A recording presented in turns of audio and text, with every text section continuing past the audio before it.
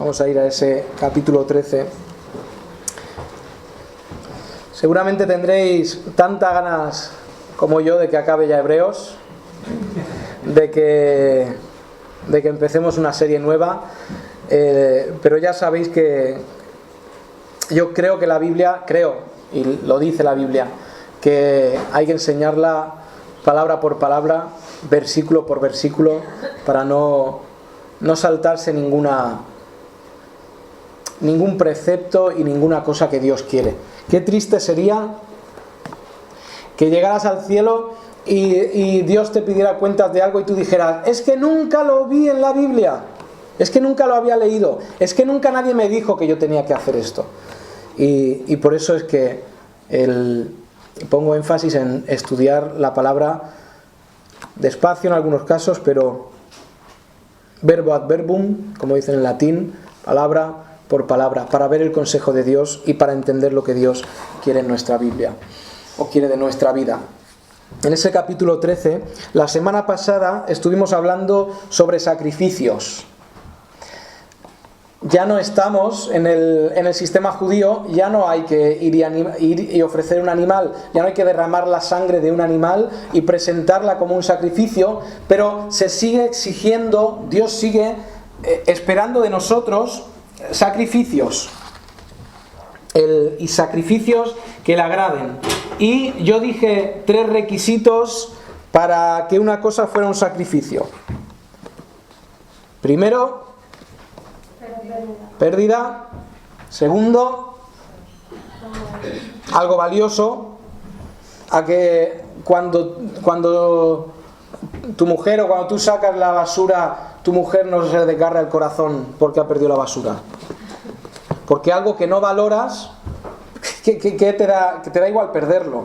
Entonces, tiene que ser una pérdida, tiene que ser una pérdida de algo valioso, y tiene que ser algo que no sea para autosatisfacerte a ti. Y los sacrificios que Dios espera son sacrificios que cumplen esas 3 cosas. Los sacrificios que Dios espera, aquí menciona 3, y el primero que menciona, estamos en el versículo 15. El primero lo llama un sacrificio de alabanza, y es fruto de labios que confiesan su nombre. Y dije, confesar el nombre de Dios, confesar el nombre de Cristo, ¿puede ser una pérdida? ¿Puede conllevar pérdida de algo? Sí. Pues si tú vas a hablarle a alguien de Cristo y alguien se ríe de ti en tu cara y te dice ¡tonto!, pues estás perdiendo tu nombre, ¿no? Tu orgullo está siendo menoscabado. Hay una pérdida ahí cuando confiesan su nombre. Y no olvidemos que en los tiempos en los que es escrito Hebreos, confesar a Jesucristo como Salvador no conllevaba solamente que el vecino te mirara mal. ¿Qué conllevaba? La muerte, en muchos casos. Estos hebreos estaban siendo perseguidos.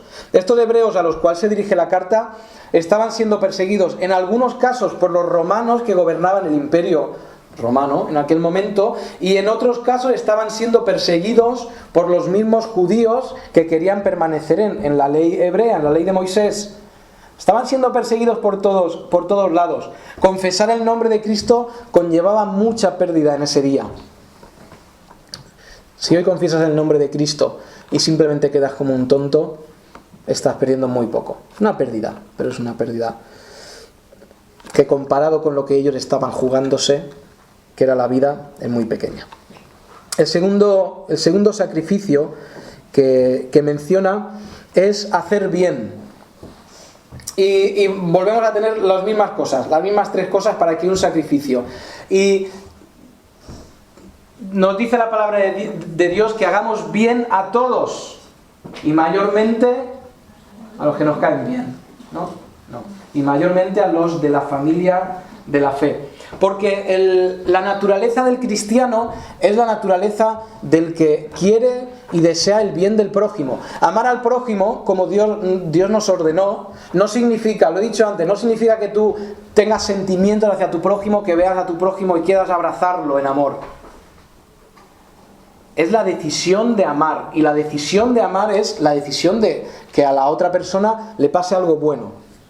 Es el deseo del bien o que le suceda el bien a la otra persona. Y nosotros como servidores de Dios, como hijos de Dios, hemos recibido poco o mucho bien. Mucho bien de Dios. Hemos recibido muchas cosas de Dios. Y Dios nos pide, haced bien a la gente. ¿Dios hace bien a la gente? Pues con lo que está pasando últimamente lo pensamos un poco, ¿no? Pero Dios es bueno cuando, siempre. Aunque a veces nosotros veamos las circunstancias y no lo podamos entender. Dios hace cada día que el sol salga sobre justos, sobre los buenos, sobre nosotros, pero también sobre los que no creen en Dios, los que no confían en su palabra. Dios deja que la gente goce del mundo que Él ha creado, un mundo que le rechaza a Él, porque Dios es bueno, porque Dios desea el bien del prójimo. Y como veíamos esta mañana, Dios desea el bien de la persona que se considera enemigo de Dios y contrario a Dios. También desea el bien de esa persona. Nosotros debemos desear el bien de los que tenemos alrededor. Hay algunos sistemas de creencias que convierten al que no cree como tú, lo convierten en un enemigo. ¿Sí? Y tenemos muy a la mano esas cosas. Y Dios no convierte nunca a nadie o nunca a ningún hombre en enemigo tuyo. Porque dice que habéis oído, decía Cristo, habéis oído que fue dicho ojo por ojo y diente por diente, pero yo os digo, ama al prójimo, ora por tu enemigo, ama a tu enemigo. No existe la figura del enemigo en la vida cristiana. No tienes, como cristiano, no debes tener como cristiano enemigos. La persona que no cree como tú es una persona a la cual debes mostrar el amor de Dios y mostrarle lo que es correcto que haga según su palabra. El tercer sacrificio que menciona aquí se está refiriéndose a la ayuda mutua. Y es una palabra muy interesante porque habla, no os olvidéis de la koinonía, dice en griego. Y yo sé muy poquito de griego, pero estudiando la palabra, esa misma palabra se usa como comunión en otros sitios. Está diciendo, no os olvidéis de eso que tenéis en común, de que somos todos creyentes, somos todos hijos de Dios, y debiéramos mostrar mucho amor a los que Dios ha puesto a nuestro lado como hijos suyos. Deberíamos ayudar en lo que podamos y sacrificarnos en lo que podamos por el que tenemos al lado. Eso es lo que Dios pide. Y dice al final del versículo 16, porque de tales sacrificios se agrada a Dios, de que hagas bien al que tienes al lado también. Pero seguimos, porque si no vamos a quedarnos mucho tiempo ahí. El versículo 17, obedeced a vuestros pastores y sujetaos a ellos, porque ellos velan por vuestras almas como quienes han de dar cuenta, para que lo hagan con alegría y no quejándose, porque esto no os es provechoso. Prediqué hace un par de meses sobre este versículo y sobre el 7, en este mismo capítulo 13, el versículo 7 y el versículo 17, esos dos versículos los uní y hablé de la figura del pastor. Y creo que lo recordáis que dije de estos versículos. Obedeced a vuestros pastores. Otra forma de traducirlo sería dejaos convencer por vuestros pastores, como ya lo comenté, ¿de acuerdo? No voy a decir mucho. Él dice que ellos velan por vuestras almas. La palabra velan realmente se podría traducir por lo contrario, por desvelan. Y está hablando de perder el sueño. Los pastores pierden el sueño por vuestras almas, dice aquí. Como quienes han de dar cuenta para que lo hagan con alegría. El pastor es alguien que dará cuentas delante de Dios por la forma en que ha gobernado la iglesia. También sabíais eso. Ahora dice que lo hagan con alegría. O sea, no voy a comentar mucho, ya lo comenté. La cuestión es que saltamos al versículo 18 y estudiad ese versículo 17 en casa en profundidad, porque es muy interesante. Pero el versículo 18 dice: orad por nosotros. Fijaos que antes acaba de hablar, y ha hablado en el capítulo, de la posición de autoridad del pastor. En el 7, en el 17, obedeceos, sujetaos a ellos, dicen otras partes. Y el versículo 18, en vez de decir mirad lo grandes que son, ¿qué está diciendo el escritor de Hebreos? Que no se sabe. Como tenemos esa posición de autoridad, como tenemos esa posición de responsabilidad, ¿haced qué? Orad por nosotros. Y hacen mucho bien cuando oras por tu pastor. Hacen mucho bien cuando oras por misioneros. Porque el siervo de Dios, y todos aquí somos siervos de Dios en un aspecto, el papel del pastor es un poco diferente, pero la tarea del pastor, la tarea que Dios le ha dado al pastor de gobernar la iglesia, es algo que tiene que hacerlo el pastor en humildad y en temor de Dios.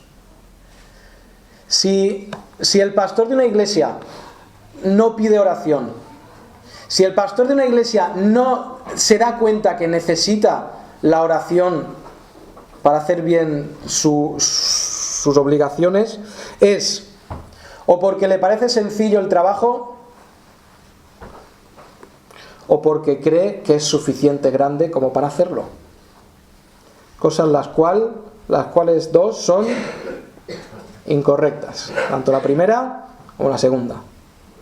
No es fácil. Y tampoco nadie debe creerse suficiente. La vida de cristiana es una vida de dependencia de Dios. El que no depende de Dios, algo está pasando en su vida. El que es suficiente bueno para vivir la vida por sus propias fuerzas, algo está haciendo mal.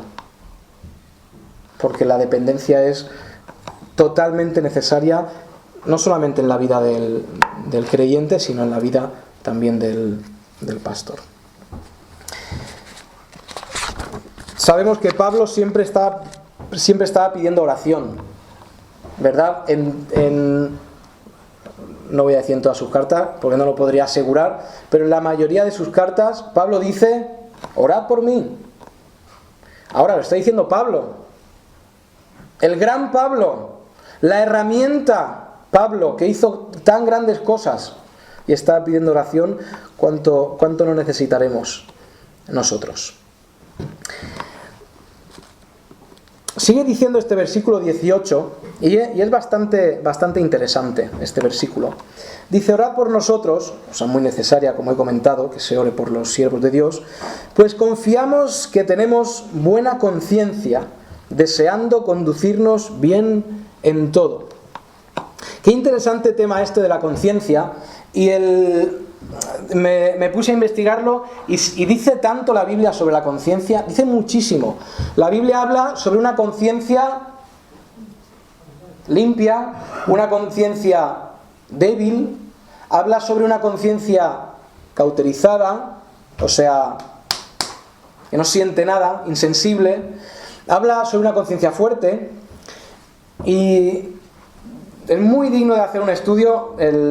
Quizá pronto hagamos un estudio sobre la conciencia, pero la conciencia, y voy a empezar a plantear cosas. ¿La conciencia es digna de confianza? Uy, Israel, porque estás pisando en algo inestable. Qué curioso que el escritor de Hebreos diga: estoy confiado porque mi conciencia no me acusa. Está diciendo eso. Mi conciencia no me acusa, y como mi conciencia no me acusa, estoy bien. ahora un momento, ¿tú has conocido a alguien andando en pecado que diga mi conciencia no me acusa? ¿Qué pasa ahí con la conciencia? ¿Cuándo es fiable la conciencia? Voy a expresarlo así. La conciencia rellena el hueco donde no hay conocimiento. Rellena el hueco del desconocimiento. Voy a explicar esto. Parece raro, pero es muy sencillo. ¿De acuerdo? Tu conciencia tiene que trabajar en un lugar donde tú no tienes conocimiento de algo. Y lo vais a entender tan rápido como cuando una persona dice, mi conciencia no me acusa. Pero hermano, estás andando incorrectamente delante de la Biblia. No, pero mi conciencia no me acusa. ¿Y sabes qué le digo yo a esa persona? No te acusa la conciencia, pero es que tampoco te acusa la Biblia. Porque la Biblia te dice muy clarito. Si la Biblia dice algo, tú no tienes que esperar que la conciencia te lo confirme, porque ya tienes el conocimiento. La conciencia llena el hueco del desconocimiento. Si tú sabes algo, no tienes que esperar que la conciencia te lo confirme. Si tú no quieres obedecer la Biblia, no tienes que esperar que tu conciencia te diga que estás haciendo mal, y además es que tu conciencia está insensibilizada. Por mucho que yo le dé golpe a este púlpito, no va a gritar. Imagino que no, espero que no va a gritar. Igual grito yo doy muy fuerte. Pero, ¿por qué? Porque no tiene sentido. Está totalmente insensibilizado. No es una persona ni nada de eso. Pero pasa igual con la conciencia. La conciencia se puede cauterizar al punto de que una persona, y lo hemos visto hace poco, en unos juicios que hay ahora en la sociedad, un hombre mata a un montón de mujeres y llega delante del juez y dice, sí, yo lo he hecho. Y la conciencia no le molesta. ¿Qué he hecho mal? Porque la conciencia no le indica. Ahora, Dios ha puesto entre nosotros, entre el que no cree y no sigue la Biblia, ha puesto un sentido básico de lo que es correcto y de lo que es incorrecto. El hombre, hay personas que nunca han leído la Biblia que dicen que matar es incorrecto. Cuando vas alrededor de todas las naciones del mundo, casualmente todos dicen, seguro habrá alguna civilización que no, porque hay de todo, pero dicen matar es incorrecto. ¿Dónde viene ese sentido del bien y del mal? Viene de un conocimiento básico que Dios ha puesto por nosotros donde no hay conocimiento. Esa gente nunca ha leído la Biblia, pero sabe que lo que está haciendo, que matar, no es correcto. Eso es lo que Dios ha puesto. De eso habla en Romanos. Conociendo a Dios, sabiendo que había algo, lo han negado y su conciencia entonces queda cauterizada. Entonces, ¿qué papel cumple o puede cumplir la conciencia dentro del cristiano? Cuando nosotros tenemos la palabra de Dios, cuando sabemos cómo debemos vivir, ¿qué papel juega la conciencia dentro de nosotros? Donde no hay conocimiento, entra la conciencia. Tú puedes hacer algo malo, algo que la Biblia no dice, pero que sea malo, y Dios, a través de tu Espíritu, de su Espíritu Santo, te habla y te dice incorrecto. Dios usa la conciencia para hablarnos a nosotros. ¿Te ha hablado Dios a través de la conciencia últimamente? A mí sí. Y me ha dicho, Israel, esto... No me ha dicho esto es pecado, porque lo sabría a través de la Biblia. Pero me ha dicho esto no es correcto. Apártalo. No he sentido, no ha venido un ángel del cielo, cuidado, no estoy diciendo que yo haya tenido ninguna visión, ningún sueño. He sentido que no era correcto. Y Dios ha hablado a través de mi conciencia. Pero eso debe ser habitual en el cristiano. Cuando Dios nunca te habla para mostrar un pecado, ¿dónde está la santificación? La santificación es ir siendo cada vez más como Cristo, ¿no? Es ir limpiando. ¿Cómo era la vida de Cristo? Una vida sin pecado. La santificación tiene que ir siendo, valga, la palabra lo explica muy bien, ser cada vez más santos. Si Dios no habla en tu vida y te dice, Israel, cuidado con esto, hay que ver qué está pasando en el corazón. Si todo está bien en tu vida, hay algo que hay que mirar en el corazón. En los días bíblicos debemos entender también, y creo, según entiendo la palabra de Dios, que la conciencia estaría más activa. Dios hablaba a través de sueños, a través de un montón de cosas en el Antiguo Testamento. En el Nuevo Testamento habla a través de visiones y de un montón de cosas. ¿Lo hace hoy en día? Puede hacerlo. No vamos a decir nosotros lo que Dios puede hacer o lo que Dios no puede hacer. No somos nadie para decir lo que Dios puede hacer o no puede hacer. Pero no es común. ¿Por qué? Está su palabra. En tiempos de Pablo, donde no está compuesta, el Nuevo Testamento no está compuesto. Él habla a iglesias que no tienen, en la mayoría de los casos, como nosotros, nuestros libros, que ante una duda nos sentamos y leemos. Oye, ¿qué tengo que hacer en esta situación? Pues me siento y leo. Ellos no tenían eso. Pues estaban más en dependencia de que la conciencia les hablara. Fijaos en David, Salmo 16.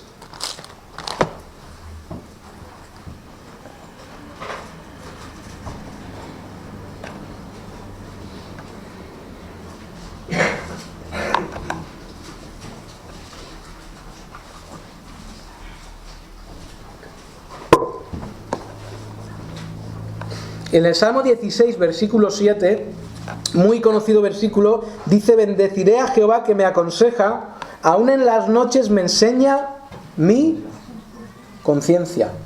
David no tenía el canon bíblico.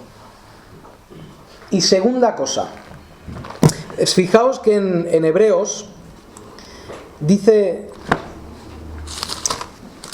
una cosa que también nos da sentido hablando de la conciencia. En Hebreos 13, 18 dice: orad por nosotros, pues confiamos en que tenemos buena conciencia. Y dice, hay una palabra después que es muy importante, que es deseando conducirnos bien en todo. Dios conoce perfectamente la motivación de tu corazón, ¿de acuerdo? No hay nada que a Dios se le pueda esconder.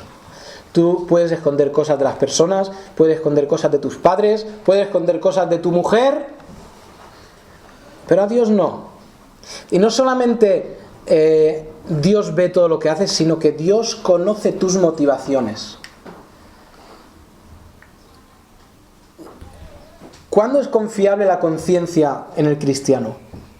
Cuando viene de una persona que su anhelo y su deseo y su motivación y su bien final es hacer lo correcto.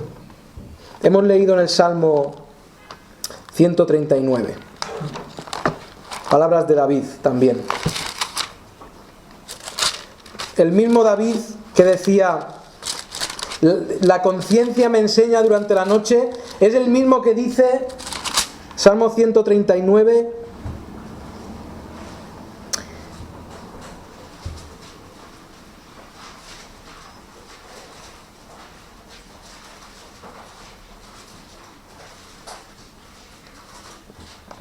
mis caminos te son conocidos, examíname, tú me has examinado, has conocido mi sentarme, mi levantarme, has escudriñado mi andar, mi reposo.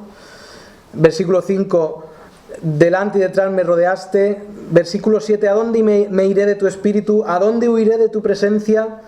Si tomare las alas del alba y habitar en el extremo de la mar, aún ahí me guiará tu mano. Examíname, Señor, estoy abierto delante de ti, Padre, y sabes que la voluntad de mi corazón y el deseo de mi corazón no es otro que hacer tu voluntad, hacer lo correcto. En una persona que vive en ese grado de dependencia de Dios, en ese grado de autoexamen delante de Dios, la conciencia es confiable.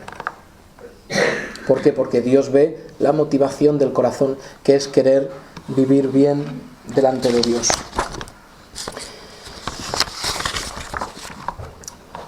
En una persona que tiene ese espíritu, ese ánimo, Dios usará la conciencia, Dios usará la palabra, Dios usará a un hermano que te hable. Muy bien, un domingo cualquiera se acerca un hermano, te aparta un momento a un lado y te dice, mira que esto que estás haciendo yo no lo veo bien.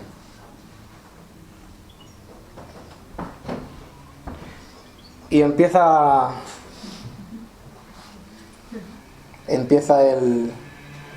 a subirse eso. Y enseguida explota uno en indignación. ¿Quién eres tú para juzgarme? ¿Quién eres tú para decirme? Cuando una persona viene en amor a ti y te dice, creo que esto lo estás haciendo de la forma incorrecta, ¿cuáles son las primeras palabras que tiene que salir de tu boca? Gracias. Luego lo que esa persona te ha dicho, en tu casa lo vas a regurgitar con sabiduría y vas a ver si es verdad, si no es verdad. Pero cuando una persona dice, quiero que andes bien, quiero que andes de mejor forma delante de Dios, no puedes explotar en indignación porque esa persona quiere lo bueno para ti. Qué teoría más interesante, ¿eh? Luego llevarlo a la práctica, ahí cambia un poquito. Pero Dios usa a los hermanos que tenemos al lado para enseñarnos también y para hacernos andar de la forma correcta. Ahora eso requiere mucha humildad y mucha sabiduría hacer eso.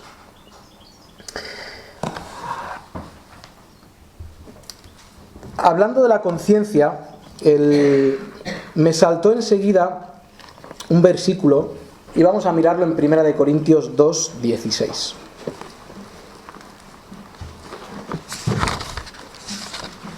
Porque si Dios hablaba a través de la conciencia a estos hombres, si ellos estaban tranquilos y confiados en su conciencia, en la primera carta a los Corintios, en el capítulo 2, nos va a decir una cosa. Primera carta a los Corintios, capítulo 2, versículo 16. Nos dice una cosa que debería llamarnos la atención. Dice el versículo 16: porque ¿quién conoció la mente del Señor? ¿Quién le instruirá? Mas nosotros tenemos... Pero un momento, ¿cómo que la mente de Cristo, la forma de razonar de Cristo, la forma de pensar de Cristo, la tenemos nosotros? O sea que cuando yo voy y peco, ¿estoy movido por la mente de Cristo a pecar? Decimos, no, imposible, de ninguna manera. Bueno, cuando yo peco de forma involuntaria, ¿también era mi razonamiento y la mente de Cristo en mí haciéndome caer en ese tropiezo? Decimos, no, de ninguna manera. ¿Qué quiere decir cuando dice tenemos la mente de Cristo?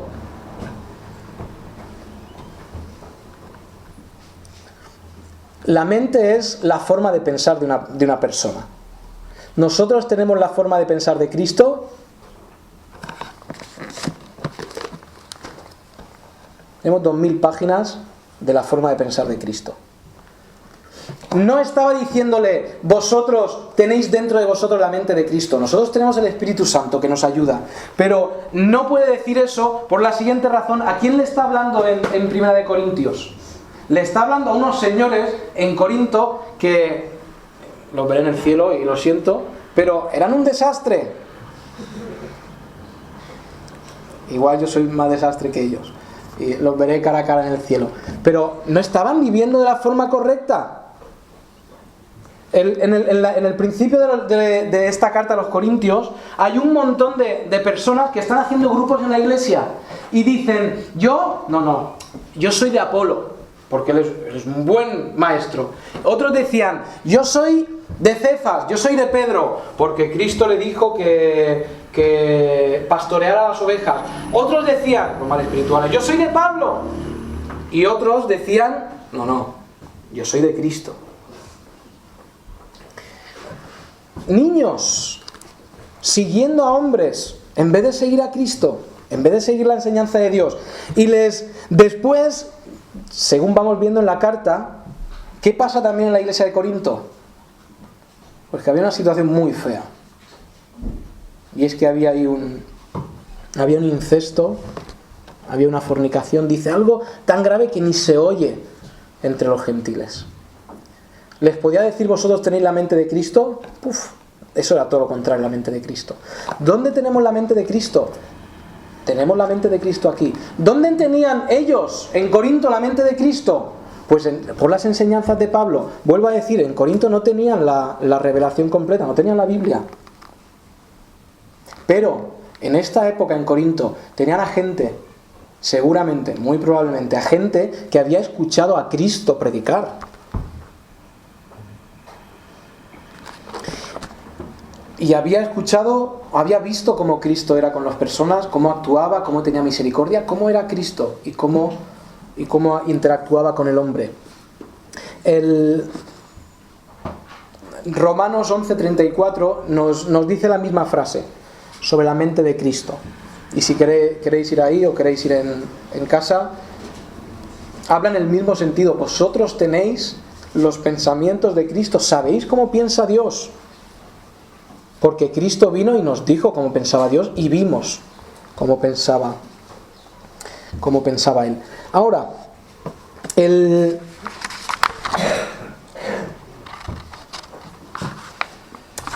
un poquito atrás, en 1 Corintios 1:10,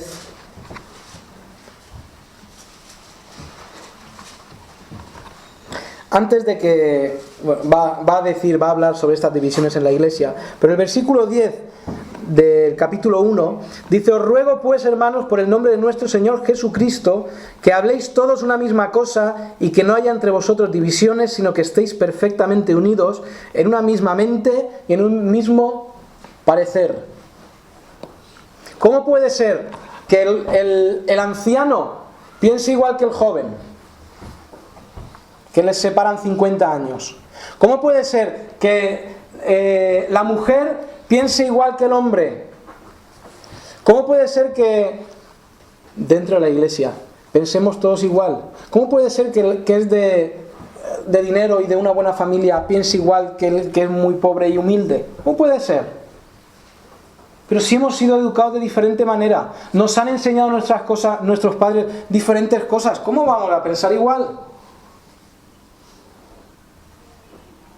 Porque tenemos la mente de Cristo. Porque Cristo nos dijo, esto es lo que yo deseo. Cristo nos dijo, nos habló de muchas cosas cuando vino a la tierra. Nos habló de cómo se debe respetar a los padres. El joven, sobre respetar a los padres, tiene que pensar igual que el viejo, el anciano. La mujer, sobre respetar a los padres, tiene que pensar igual que el hombre. ¿Sí? ¿Se puede ser de un mismo pensar? Claro que se puede ser de un mismo pensar. Porque cuando cada uno de nosotros nos vamos asemejando a Cristo, cuando el Espíritu Santo trabaja en nosotros y nos va haciendo más parecidos a la imagen de Cristo, llegamos a pensar lo mismo sobre el dinero, sobre el matrimonio, sobre la obediencia, sobre lo que es sagrado, sobre lo que es bueno, sobre lo que es malo. ¿Sí? Claro. Y pueden pensar dos personas totalmente distintas deben pensar igual respecto a lo que Dios enseña en la Biblia.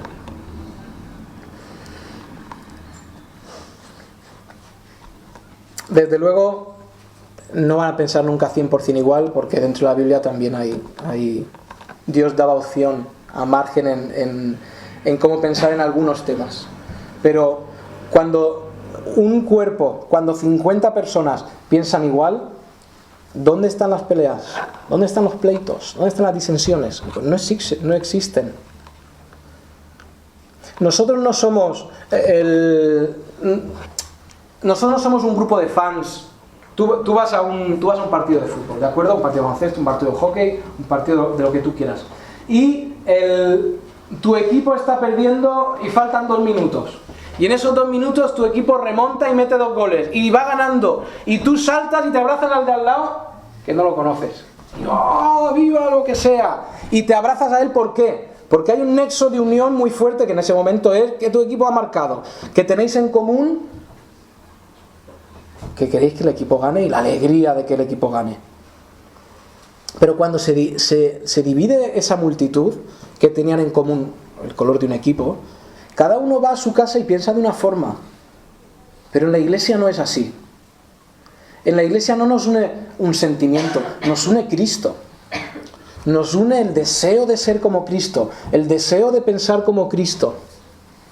Y eso es mucho más fuerte que cualquier pasión por los deportes.